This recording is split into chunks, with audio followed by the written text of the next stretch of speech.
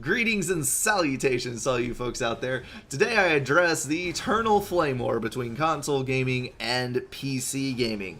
This week there was an interview done with the president of Tripwire, developer on Steam. His name is John Gibson.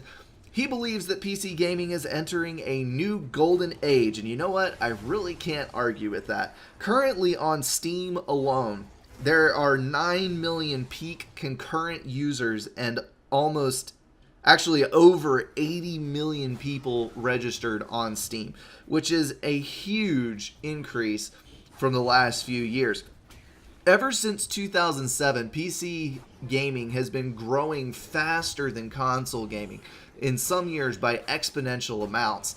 And then in the last 3 or 4 years, console gaming has actually done a little bit of shrinking. It has definitely plateaued. I got a little graph up here to show you the comparison.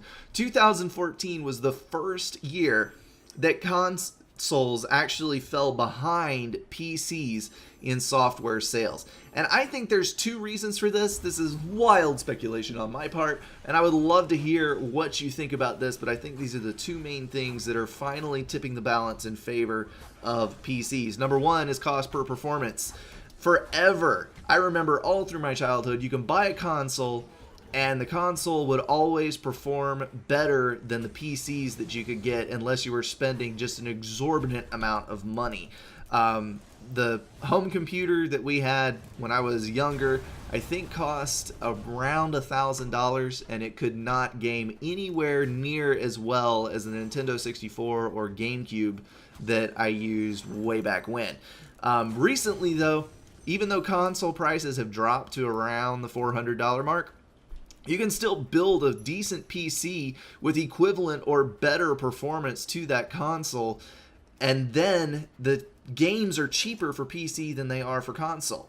So there's really no reason not to get a PC as if you're strictly going for performance. The other big thing, number 2 on the list for reasons why PC gaming is catching up, is the convenience factor.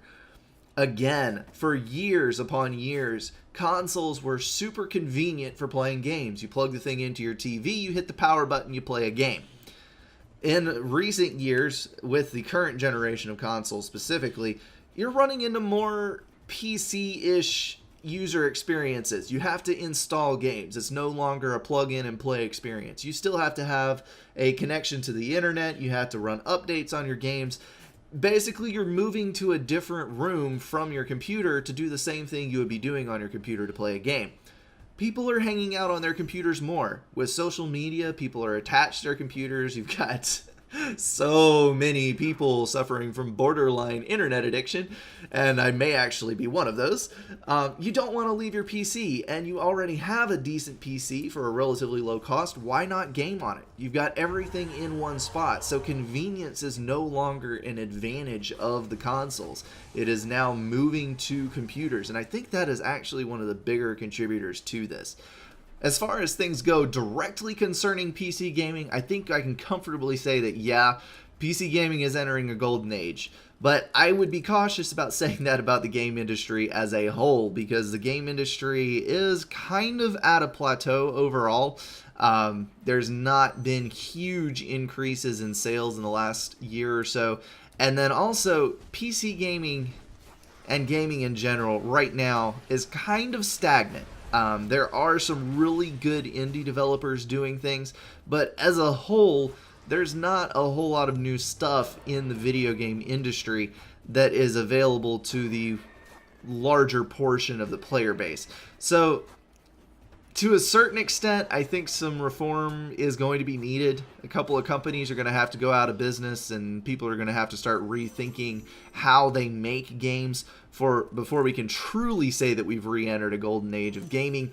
But I think we're on our way there, and for PCs anyway, time is good. Definitely moving forward with PC gaming.